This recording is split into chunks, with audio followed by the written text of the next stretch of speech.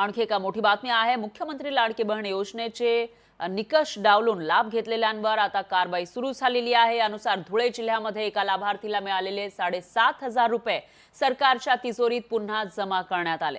लाडकी बहीण योजना कार्यान्वित करण्यात आली तेव्हा विविध निकष निश्चित करण्यात आले होते, परंतु निवडणूक जवळ आल्याने सरसकट सर्व अर्ज स्वीकारण्यात आले आणि माहितीचे सरकार पुन्हा सत्तेत आल्यावर अर्जांची पडताळणी करण्याचा निर्णय घेण्यात आलेला आहे। तर मुख्यमंत्री फडणवीस यांनी या योजनेचा आढावा घेतल्यावर अर्जांची पडताळणी करण्याची घोषणा महिला आणि बालविकास मंत्री आदिती तटकरे यांनी केली आहे। धुळ्यामध्ये एका महिलेने सरकारी योजनेचा दुबार लाभ घेतल्याचं चौकशीमध्ये आढळल्याने या महिलेकडून पैसे परत घेण्यात आले आहे। लाडकी बहीण जिला 7,500 रुपये मिळालेले होते मागच्या काही महिन्यांचे, प्रत्येक महिन्याचे 1,500 रुपये या हिशोबाने।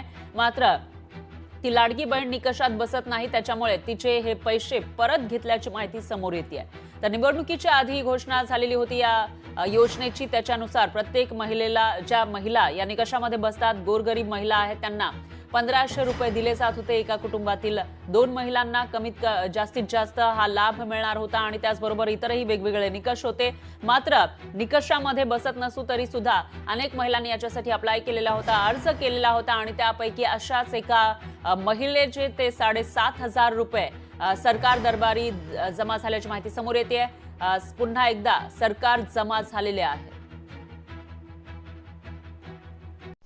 तर मित्रांनो, राज्यातील सर्व अपात्र लाडक्या बहिणींसाठी अत्यंत धक्कादायक बातमी असणार आहे। ज्या भगिनी या योजनेअंतर्गत आता बाद होणार आहेत, म्हणजे ज्यांच्या अर्जांची छाननी होऊन महिला बाद झाल्यानंतर तिने आजपूर्वी घेतलेला लाभ देखील वसूल केला जाणार आहे। या संदर्भात आज धुळे जिल्ह्यातील काही महिलांना मेसेज देखील आले आहेत, ज्या मेसेजमध्ये त्यांना 7,500 रुपये रिटर्न करण्यासाठी आवाहन करण्यात आले आहे। तसेच पैसे रिटर्न न केल्यास कायदेशीर कारवाई देखील करणार असल्याचे बोलले जात आहे।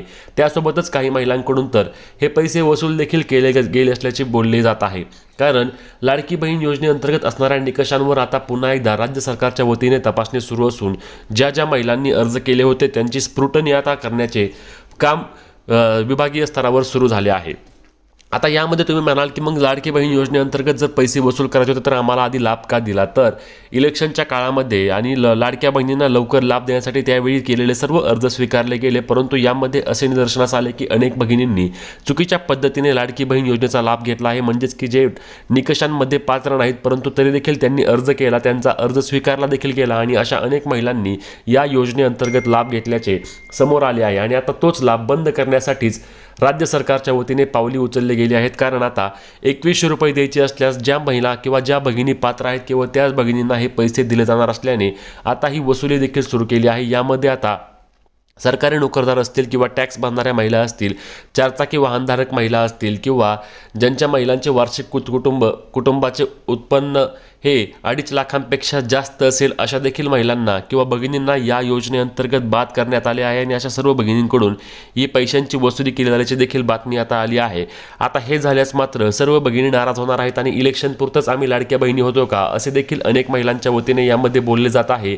आम्हाला लाभ द्यायचाच नव्हता तर मग आमचे अर्ज स्वीकारले का गेले असे देखील अनेक महिला बोलत आहेत। परंतु सरकारच्या वतीने यामध्ये सांगण्यात आले आहे की आम्ही कोणत्याही प्रकारचे निकष वाढवले नाहीत, जे निकष आधी होते तेच निकष आम्ही पुढे सुरू ठेवले आहेत। परंतु ज्यांनी चुकीच्या पद्धतीने लाभ घेतला आहे त्यांचे मात्र आम्ही लाभ बंद करणार आहे। कारण योजनेचा हेतू हाच आहे की ज्या खरंच पात्र आहेत, ज्यांना या योजनेचा लाभ घ्यायचा आहे त्याच महिलांना आम्ही पैसे देणार आहे।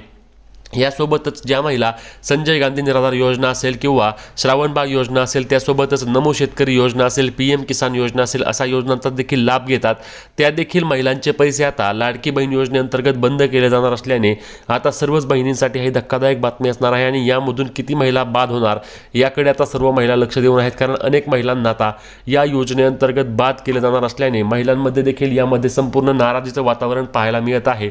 आता राज्य सरकारच्या वतीने याबद्दल पावले देखील उचलायला सुरुवात केली आहे आणि प्रक्रिया देखील सुरू असल्याने आता यामधून बाद झालेल्या महिलांकडून पैशांची वसुली देखील केली जाणार आहे आणि त्यामुळेच महिलांमध्ये तीव्र संताप देखील आता पाहायला मिळत आहे। कारण आम्ही या योजनेसाठी पात्र नव्हतो तर मग आम्हाला पैसे का दिले असे देखील अनेक महिलांचे म्हणणे आहे। आता याबद्दलची पुढची अपडेट आल्यानंतर तुम्हाला सर्वात आधी आपल्या चॅनलवर पाहायला मिळणार आहे, त्यामुळे आपल्या चॅनलला सबस्क्राईब करायला विसरू नका। भेटूया पुढच्या व्हिडिओमध्ये, तोपर्यंत जय महाराष्ट्र।